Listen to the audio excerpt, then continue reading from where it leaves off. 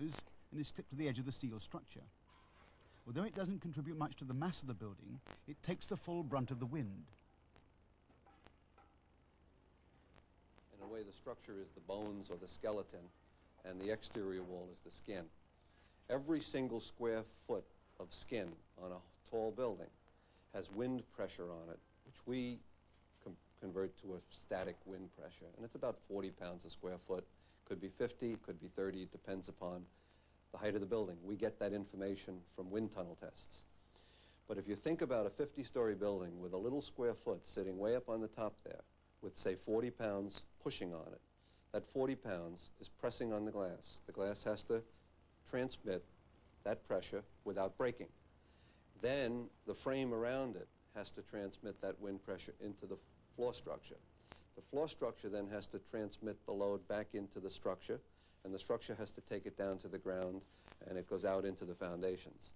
If you take an example like the World Trade Center, which is about 1,300 feet tall and about 200 feet wide, there's approximately 260,000 square feet of area on the windward side.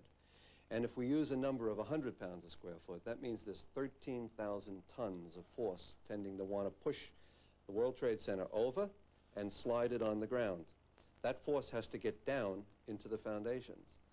And that's what we use to design the buildings. We take the forces from the top and we make sure they get down to the bottom. Well, 13,000 tons is a lot of force. People always talk about an airplane crashing into a building.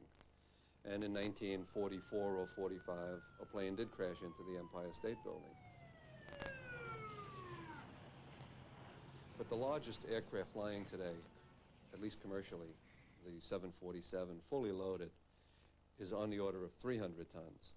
So if you think about a 300-ton element crashing into a building that's been designed to carry 13,000 tons, you can see that an aircraft crashing into the World Trade Center would probably not do anything to the major building. It could affect localized structural elements, could knock out a column, and there could be some damage.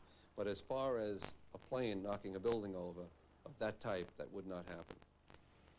Engineers today seem pretty confident